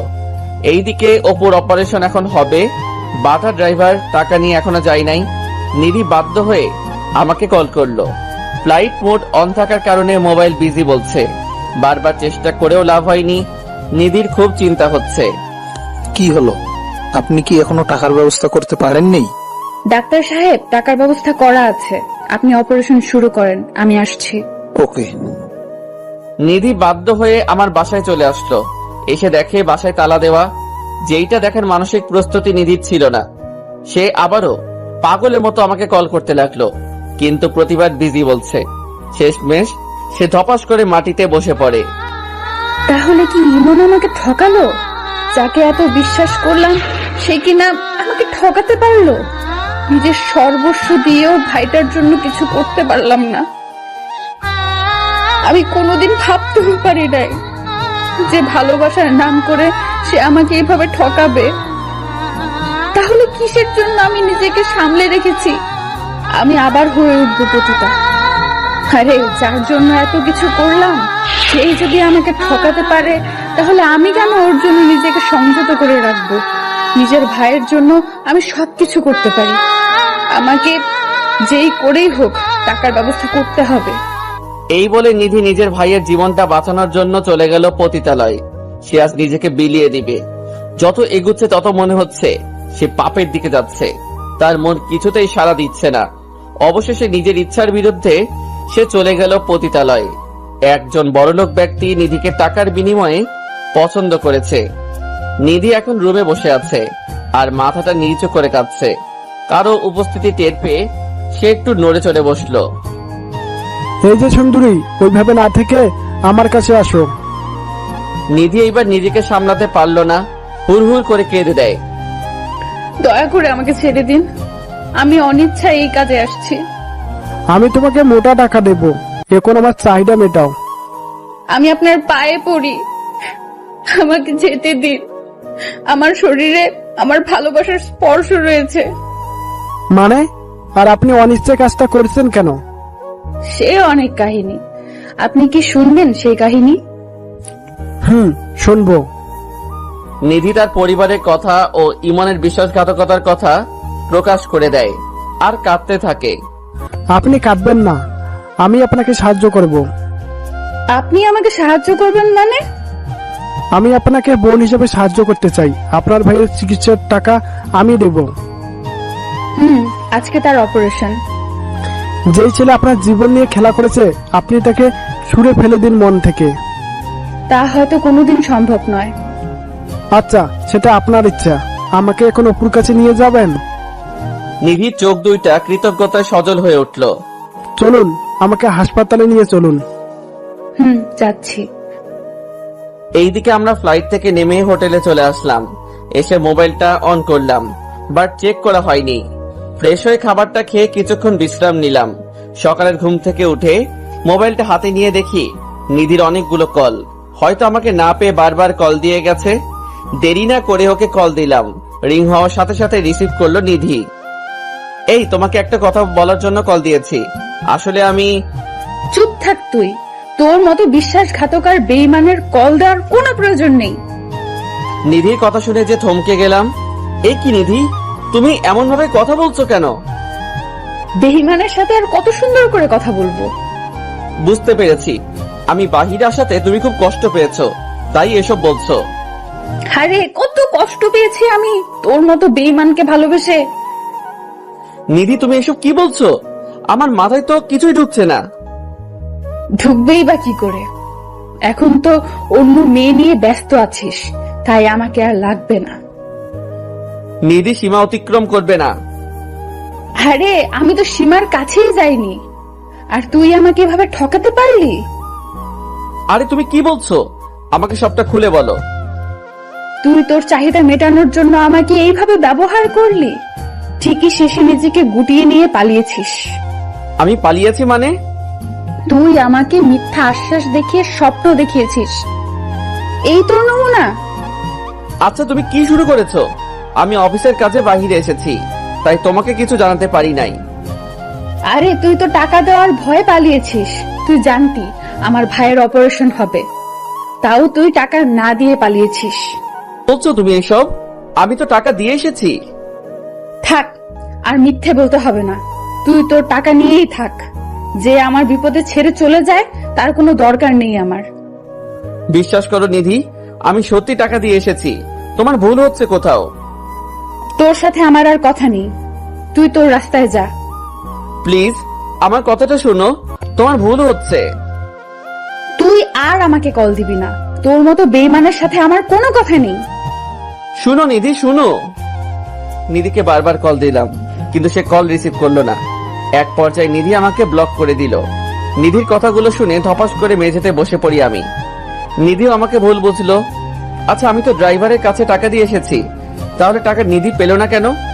ড্রাইভারকে কল দিলাম, কিন্তু নাম্বার বন্ধ বলছে। বারবার দেওয়ার পরও নাম্বার বন্ধ। নিধির কথাগুলো যেন বুকের মধ্যে তীরের মতো গেঁথে গেল। যে নিধিকে এত বিশ্বাস করতাম, আমি সেই নিধি আজ আমাকে এইভাবে বলতে পারলো। না, আমাকে দেশে ফিরতেই হবে, খুব শীঘ্রই ফিরতে হবে। এইভাবে কেটে গেল 2 দিন। কোনো মতে অফিসের কাজ শেষ করে দেশে ফিরে আসলাম। বাসায় না এসে সোজা নিধিদের বাসায় চলে গেলাম। গিয়ে দেখি অপুর মাথায় ব্যান্ডেজ করানো, আর সে বাহিরে বসে আছে। আমাকে দেখে খুব খুশি হলো। ভাইয়া, তুমি এসেছো? এসেছি। তা তুমি কেমন আছো? ভালো না। এটা কি দিয়েছে মাথার উপরে? ভালো লাগে না এটা। এইটা ব্যান্ডেজ। এটা দিয়েছে যাতে তুমি দ্রুত সুস্থ হয়ে যাও। ভাইয়া তুমি কোথায় গিয়েছিলে? তুমি আমাকে হাসপাতালে দেখতে আসো নাই কেন?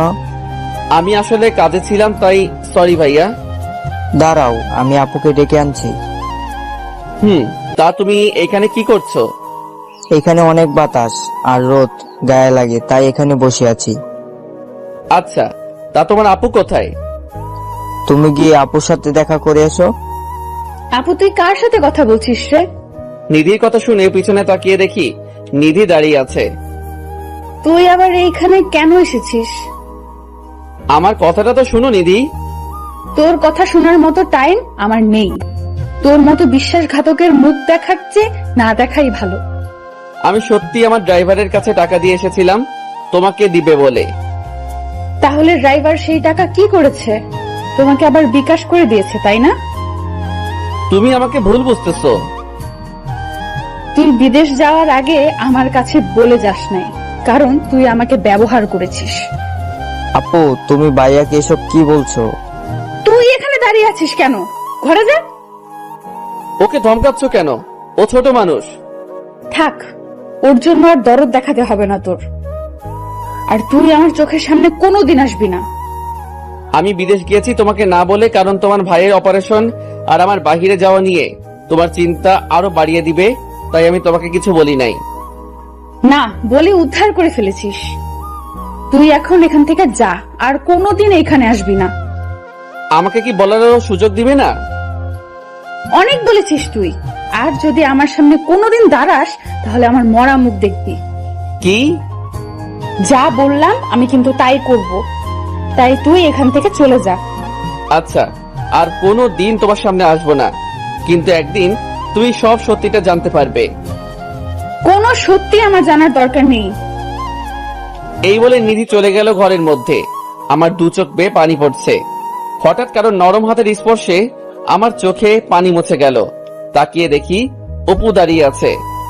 ভাইয়া কান্না করো না, আপু খুব পচা, আমি আর আপুর সাথে কথা বলবো না। দূর, কই কান্না করছি? তোমার আপু তোমাকে খুব ভালোবাসে, তাই তার সাথে কথা না বললে তোমার আপু তো খুব কষ্ট পাবে। পাক কষ্ট, আপু তোমাকে কষ্ট দিয়েছে। ধুর গাধা, কই কষ্ট দিয়েছে আমাকে? যাও, তুমি এখন ঘরে যাও। যাব। আমাকে কিন্তু দেখতে আসবা মাঝে মাঝে। আসবো। আমি চলে আসলাম বাসায়। আস্তে আস্তে অনেকটাই দেরি হয়ে গেছে। জীবনে কোনোদিন সিগারেট খাই নাই। আজকে কষ্ট ভোলার জন্য 2 প্যাকেট নিয়ে আসলাম। রাতের খাবারটা না খেয়ে কিছু সিগারেট খেলাম। অসহ্য মাথা ব্যথার কারণে ঘুমিয়ে পড়েছি। পরের দিন সকালে অফিসে গেলাম না। অফিস খোলা ছিল, বাট যারা দেশের বাইরে গিয়েছে তাদের জন্য কয়েকদিন ছুটি, তাই আজকে আমার অফিস নেই। সকালে কিছু হালকা খাবার খেয়ে নিলাম। খাবারটাও ঠিক মতো খেতে পারছি না। বারবার নিধি অপমানজনক কথাগুলো মনে পড়ছে। ড্রাইভারের সাথে হিসেব মেটানোর জন্য চলে গেলাম ওর বাসায়। গিয়ে দেখি ও বাহিরে বসে আছে আর চায়ের কাপে চুমুক দিচ্ছে। আমি রাগের মাথায় গজগজ করতে করতে ওর কাছে গিয়ে 2টা থাপ্পড় বসিয়ে দিলাম ওর গালে। সাথে সাথে ওর হাত থেকে কাপটা ছিটকে পড়ে যায় আর ও আমার কাছ থেকে 3 হাত দূরে গিয়ে পড়ে। ও আমার দিকে তাকাতে খুব অবাক হয়ে যায়। হয়তো ও আমাকে তার বাসায় আশা করে নাই। আমি গিয়ে ওর কলার চেপে ধরলাম। কিরে, এত বিশ্বাস করলাম তোর উপর, আর তুই কিনা আমাকে এইভাবে ঠকালি? স্যার আমার কথাটা তো শুনুন। তোর কোনো কথাই আজ শুনবো না। থাপ্পড় খেয়ে ওর ঠোঁট ফেটে রক্ত বের হচ্ছে। তোর যখন যা লাগে আমি তখনই তোকে তা দিয়েছি, তাহলে কেন আমার সাথে এমনটা করলি? তোকে আমি নিজের ভাই ভেবেছি। স্যার আমার কোনো দোষ নেই, আমার কথাটা আপনাকে শুনতে হবে। তোর মতো বেইমানের কথা শুনে আমার কি হবে? আমার যা হারাবার আমি তো তাই হারিয়েছি, শুধু তোর জন্য। না, আপনি কিছুই হারান নাই স্যার। আমি আপনার কথা মতো সেদিন টাকা দিতে গিয়েছিলাম। তারপর কি হয়েছে তারপর বল। আমি সেদিন টাকা নিয়ে একটা নির্জন রোড দিয়ে যাওয়ার সময় কিছু বকাটে ছেলের শিকার হই আমি। তারপর কি হয়েছে? তারপর ওরা আমাকে সার্চ করে টাকাগুলো নিয়ে যায়। বাহ, ভালোই গল্প বানিয়েছিস। বিশ্বাস করুন স্যার, এটা গল্প না। টাকা দেয় নাই বলে ওরা আমার পিঠে কোপ দিয়ে দেয়। বিশ্বাস না হলে আপনি দেখুন। এই বলে ড্রাইভার তার শার্ট খুলে দেখায় আমাকে।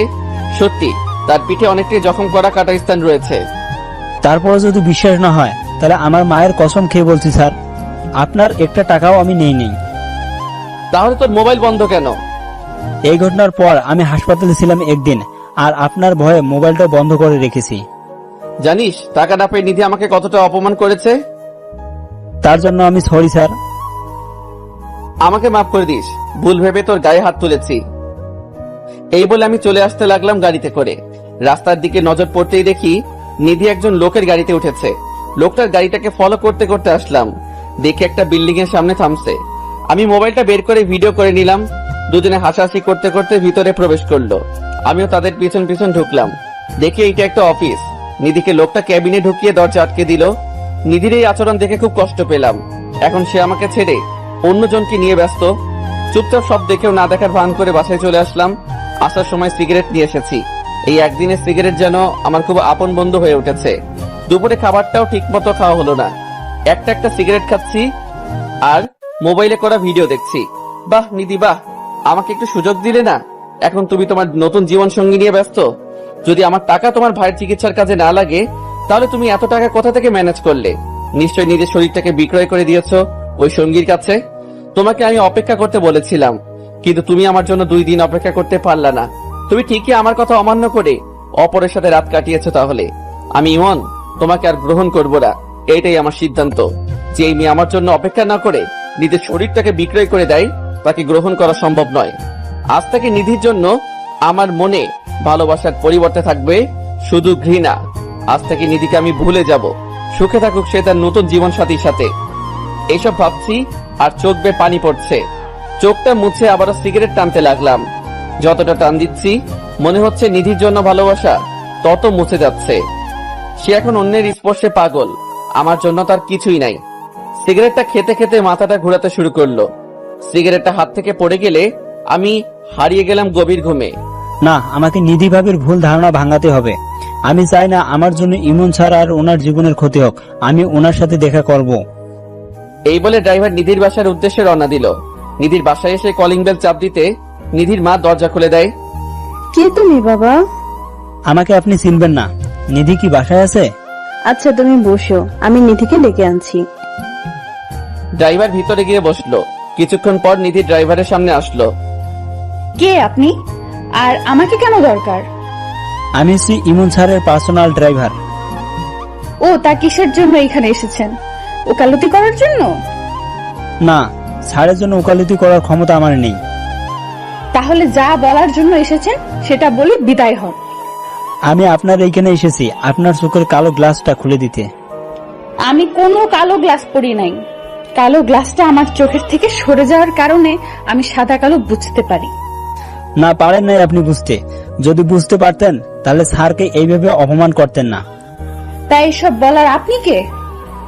স্যার অফিসের কাজে বিদেশে যাওয়ার আগে আপনার জন্য টাকা দিয়ে গিয়েছিল আমার কাছে। কথাটা শোনার পর নিধি থমকে দাঁড়ায়, অবাক চাহনিতে ড্রাইভারের দিকে তাকায়। ইমন টাকা দিয়েছিল? আমার কাছে টাকা দিয়েছিল এবং সেই টাকা নিয়ে আমি আপনার কাছে আসার সময়। চুপ করে থাকবেন না, বলুন কি হয়েছে? টাকা নিয়ে আসার সময় কিছু ছিনতাইকারী টাকাগুলো আমার কাছ থেকে নিয়ে যায় এবং আমার পিঠে কোপ বসিয়ে দেয় একটা। টাকা দিতে পারবো না বলে আমি আর আপনার কাছে আসি নাই, আর মোবাইলটাও অফ করে রাখি। কি বলছেন আপনি এসব? এতক্ষণ যা বললাম সব সত্যি, আর আপনি না বুঝে একজন মানুষকে এত কষ্ট দিলেন। নিধি ড্রাইভারের কথা শুনে চেয়ারের উপর ধপাস করে বসে পড়ে। সত্যিটা আমি বলে দিয়েছি, এবার আপনি কি করবেন সেটা আপনার ব্যাপার। এই বলে ড্রাইভার চলে আসে নিধির বাড়ি থেকে। নিধি দরজা টেনে নিশ্চুপ হয়ে কান্না করতে থাকে আর অনুতপ্ত স্বীকার করছে, ছি ছি, আমি এত নিচে নেমে গেছি, যার জন্য আমি আমার ভালোবাসার মানুষটাকে এইভাবে অপমান করলাম। আমি ইমনের সাথে যা করেছি সত্যি তা মাফ পাওয়ার অযোগ্য আমি। ইমন কি আমাকে মাফ করবে? আমি ওর হাতে পায়ে ধরবো। এই বলে নিধি কাঁদছে। না না, আমাকে আর দেরি করলে চলবে না। ইমনের কাছে গিয়ে সবটা বলে মাফ চাইতে হবে। এমন মনোভাব নিয়ে নিধি বাড়ি থেকে বেরিয়ে যায় আমার বাসায় আসার জন্য। এইদিকে রাত হয়ে গেছে। আমি খাবার না খেয়ে সিগারেট খেতে শুরু করলাম। একটা না খেয়েই চলেছি, বিরতি নেওয়ার চেষ্টা করছি না। নিধি আমাকে যত অপমান করেছে তাতে আমার কষ্ট নেই। আমার কষ্ট হচ্ছে অন্য কারোর সাথে নিধি চলাফেরা করছে। এইসব যত ভাবছি মাথার রাগটা ততই বেড়ে যাচ্ছে। রাগটা কমানোর জন্য একের পর এক সিগারেট খেয়েই চলেছি। হঠাৎ অনুভব করলাম আমার মুখে সিগারেট নেই। তাকিয়ে দেখি পাশে নিধি দাঁড়িয়ে আছে আর আমার সিগারেট ওর হাতে। ওর দিকে তাকাতেই দেখি ওর চোখ কিছুটা লাল হয়ে আছে, হয়তো কান্না করেছে। ওকে দেখে রাগটা আরো বেড়ে গেল। তুমি এইখানে কি করছো? আমি সব সত্যি জানতে পেরেছি। আমি তোমাকে ভুল বুঝেছি। প্লিজ আমাকে মাফ করে দাও। আরে তোমাকে তো আগেই মাফ করে দিয়েছি আমি, এখন এখান থেকে যাও। আরে তুমি সিগারেট খাচ্ছ কেন? আমার মন চাইছে সিগারেট খেয়েছি, এতে তোমার কি? আমার অনেক কিছু কারণ, তুমি আমার সব। নিধির মুখে কথাটা শুনে মেজাজটা বিগড়ে গেল।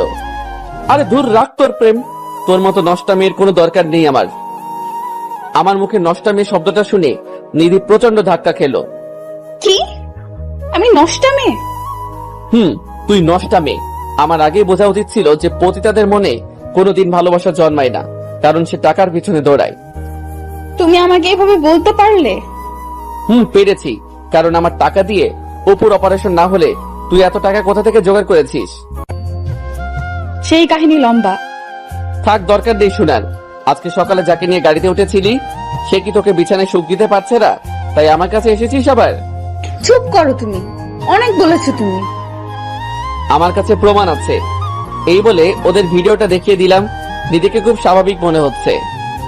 সে আমার ভাই হয়, সে আমাকে বোন ডেকেছে। বাহ, আমি বিদেশ যেতে না যেতে ভাই বানিয়ে ফেলেছি। তা আজকেও তো ওর সাথে ঘুরেছিলি, কি মনে করিস আমি জানি না? তুমি সব ভুল জানো। হ্যাঁ হ্যাঁ, আমি ভুল জানি, আর তুই সব ঠিক জানিস, তাই না? আমার কথাটা তো একবার শুনবা। তোর কোনো কথাই আমি আজকে শুনবো না। নিধি পতিতা নামের কোনো মেয়ের সাথে আজ থেকে আমার সম্পর্ক নেই। নিধি এবার জোর করে কেঁদে দেয়। আমাকে একটু বোঝার চেষ্টা করো, ওর সাথে আমার কোনো সম্পর্ক হয়নি। ও তাহলে ছেলেটা তোমাকে এতগুলো টাকা দিয়ে দিল এমনি এমনি? তুমি আমার সম্পূর্ণ কথা তো শুনবা আগে। তোর কোনো কথা শোনার ইচ্ছে নেই আমার, তুই এইখান থেকে যা। প্লিজ ইমন, তুমি আমাকে ভুল বুঝতেছো। প্লিজ বোঝার চেষ্টা করো। তুই কোন সাহসে তোর নষ্ট শরীর দিয়ে আমার হাত ধরলি? নিধি আমার হাতের থাপ্পড় খেয়ে মাটিতে পড়ে যায়। বাহ, আমাকে তুমি ভুল বুঝলে। এমন একদিন সময় আসবে যেদিন আমাকে তুমি অনেক খুঁজবে, কিন্তু পাবে না। আজ আমি চলে যাচ্ছি, আর কোনো দিন আসবো না। নিধি কাঁপতে কাঁপতে বাসা থেকে বেরিয়ে যায়। আমি আবার সোফায় বসে মনের সুখে সিগারেট খাচ্ছি। আজ মনটাকে খুব হালকা লাগছে পতিতাটাকে দূর করতে পেরে। যে মেয়ে আমার জন্য অপেক্ষা না করে অপরের কাছে নিজেকে সঁপে দেয়, তার কোনো দরকার নেই আমার জীবনে। রাতে শান্তির মতো ঘুমিয়ে গেলাম। সকালে উঠে মনটা ভালো করার জন্য অফিসে চলে গেলাম। অফিসে কাজ করছি, সবাই সবার মতো দুপুরের খাবার খাচ্ছে। হঠাৎ আমার নিধির কথা খুব মনে পড়ছে, কারণ ও আমাকে জিজ্ঞেস করলো খেয়েছে কিনা। মাথা থেকে নিধির ঝামেলা সরিয়ে আবারও কাজে মন দিলাম। অফিস থেকে বাসায় এসে কিছু খাবার খেয়ে নিলাম। রাতে মা কল করলো। হ্যাঁ মা, বলো। কি রে বাবা, মাত্র অফিস থেকে ফিরেছিস? কিছুক্ষণ আগে আসলাম। ঠিক মতো খাবার খেয়েছিস? খেয়েছি কিছুক্ষণ আগে। তা তুমি কেমন আছো? এই তো ভালো। গ্রামে আসবি কবে? না মা, এখন আসা যাবে না। কয়দিন আগে ছুটি শেষ করেছি, তাই এখন আর আসবো না। তা ছুটির মধ্যে আসতে পারলি না? কিভাবে আসবো, যে চাপ যাচ্ছে এই কয়দিন আমার উপর। যাই হোক, ঠিক মতো নিজের যত্ন নিস। বাবা কোথায়? তোর বাবা রুমে আছে, আর আমি রান্নাঘরে। আচ্ছা। কিরে, নিধি মোবাইল বন্ধ কেন? মায়ের মুখ থেকে নিধি নামটা শুনে খুব খারাপ লাগলো। কই, সেটা তো জানি না। তোর সাথে কি ওর যোগাযোগ হয়? হয়তো। ও, তাহলে তো ভালোই। আর এখন রেস্ট নে, কাল আবার অফিসে যেতে হবে। ওকে, বাই। আল্লাহ হাফেজ। কলটা কেটে দিয়ে আমি ঘুমানোর প্রস্তুতি নিলাম। নিধির কথা মাথা থেকে ফেলে দিয়েছি। কয়েক ঘন্টা ওর চিন্তা মাথাতেই আসে নাই। এইভাবে কেটে গেল কয়েকটা দিন। মুখে মুখে আমি ঠিকই নিধিকে ভুলতে পেরেছি, কিন্তু মন আমার ঠিকই তাকে খুঁজে বেড়ায়। সারাদিন অফিস করে বাসায় ফেরার সময় কেউ একজনকে চোখ আটকে গেল। গাড়িটাকে সাইড করে দাঁড়িয়ে করিয়ে লোকটাকে ভালো করে তাকিয়ে দেখি এটা সেই লোক যাকে আমি নিধির পাশে দেখেছিলাম। সে একটা মেয়ের সাথে মার্কেটে ঢুকছে। আমিও তাদের পিছন পিছন গেলাম। লোকটার সাথে মেয়েটা একটা ড্রেস দিয়ে ট্রায়াল রুমে গেল। আমি সেই সুযোগে লোকটার সামনে গেলাম। বাহ, চমৎকার। আর কত ভাই? কে ভাই আপনি? চিনলাম না তো আপনাকে। আপনি আমাকে চিনবেন না, কিন্তু আমি আপনাকে খুব ভালো করে চিনি। তা নিজের পরিচয়টা দিলে ভালো হতো। নিধি নামের কোনো মেয়েকে চিনেন? হ্যাঁ, চিনি তো তাকে। তা সে কোথায়? আসলে চেনার কথা, সেই প্রশ্ন আমাকে কেন করেন? প্রশ্নের উত্তর তো আপনার জানার কথা। তা আপনি কে যে ওইসব শুনতে চাচ্ছেন? আপনার পরিচয় জেনে লাভ নেই। তার কয়জন মেয়ের জীবন নষ্ট করবেন? মেয়ের জীবন নষ্ট করলাম মানে? কয়দিন আগে দেখলাম নিধির সাথে ভালোই ফুর্তিতে ছিলেন, আবার এখন একজনকে নিয়ে আছেন। মুখ সামলে কথা বলুন, আমি ওর ভাই হই। লোকটার মুখে ভাই কথাটা শুনে খুব অবাক হলাম। ভাই মানে? ওর সাথে আপনার পরিচয় কোথায় হয়? আপনাকে কেন বলতে যাব আমি? প্লিজ ভাই বলুন, আমি আপনাকে আমার পরিচয় পরে দিব। নিধির সাথে আমার প্রথম পরিচয় হয় পতিতালয়ে। পতিতালয়? একটা ছেলে ওকে মিথ্যে আশ্বাস দিয়ে পালিয়ে গিয়েছে। বেচারির ভাইয়ের অপারেশনের জন্য খুব টাকার প্রয়োজন, তাই ও কোনো আস্থা খুঁজে না পেয়ে পতিতালয়ে ছুটে আছে। তারপর কি হয়েছে? তারপর আমি যখন ওর কাছে যাই তখন ও আমাকে তার সব ঘটনা খুলে বলে। আর ওই বিশ্বাসঘাতক ছেলেটার কথা রাখার জন্য নিজের দেহটাকে অন্যের কাছে বিলিয়ে দেয়নি সে। তাহলে আপনি কেন ওকে টাকা দিয়েছেন? মেয়েটি আমাকে ভাইয়ের দই দিয়েছিল। ওকে দেখে নিজের বোনের মতো মনে হয়েছিল, তাই ওকে বোন ভেবে ওর ভাইয়ের অপারেশনের টাকা আমি দিয়ে দেই। কি? তাহলে আপনার সাথে নিধির কোনো অনৈতিক সম্পর্ক নেই? না, আমাদের মাঝে ওইসব হয়নি। ওই দিন দেখলাম আপনি ওকে গাড়িতে নিয়ে কোথায় জানি যাচ্ছিলেন, তা কোথায় গিয়েছেন?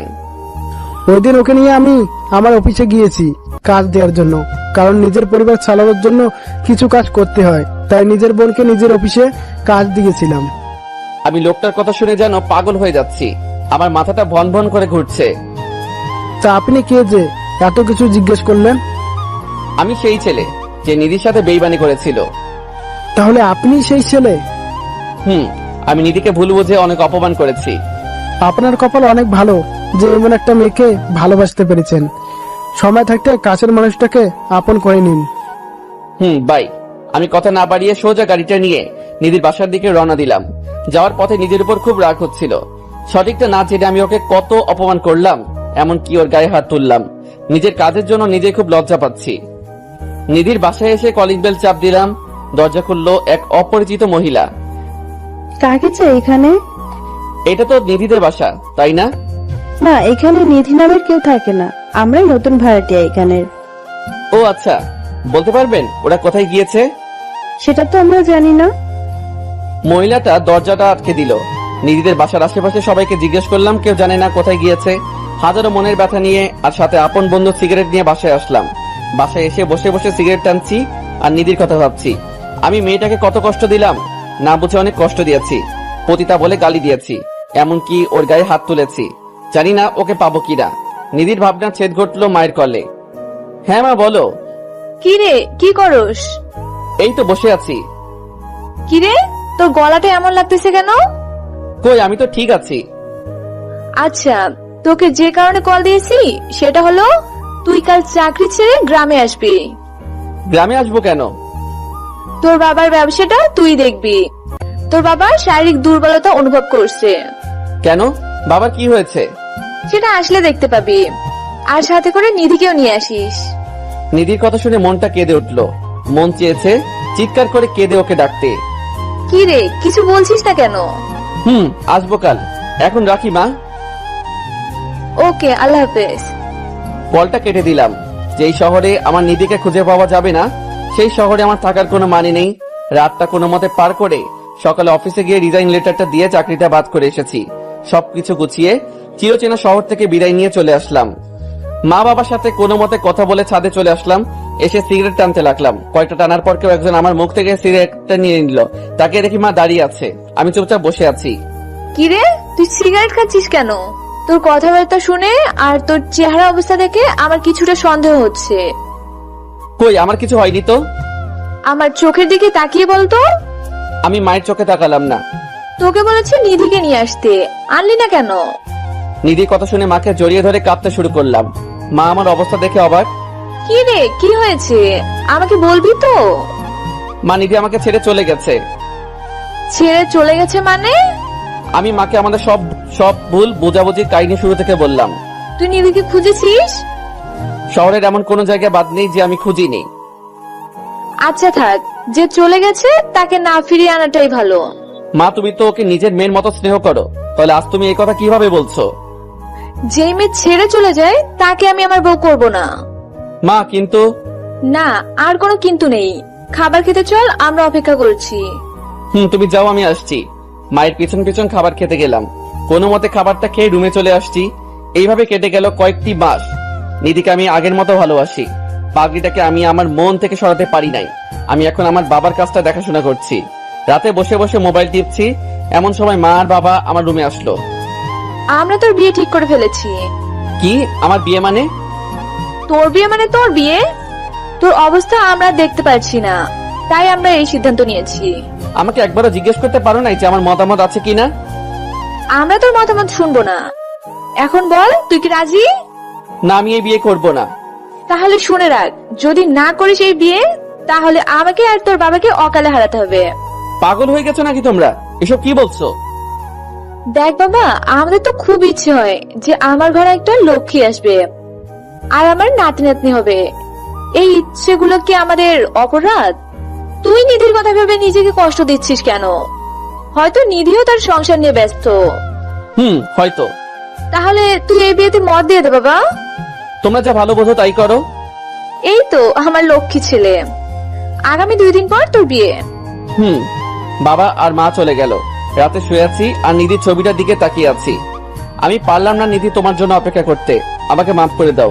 কিছু পানি গাল গিয়ে পড়ছে। এইভাবে দেখতে দেখতে আমার বিয়েটাও হয়ে যায়। বউ বাসরাতে বসে আছে আর আমি ছাদে বসে দাঁড়িয়ে সিগারেট খাচ্ছি। কি রে, তুই এখনো রুমে যাসনি? মায়ের গলা শুনতে হাত থেকে সিগারেটটা ফেলে দিলাম। রুমে গিয়ে কি হবে আমার? এইটাই ভালো জায়গা আমার জন্য।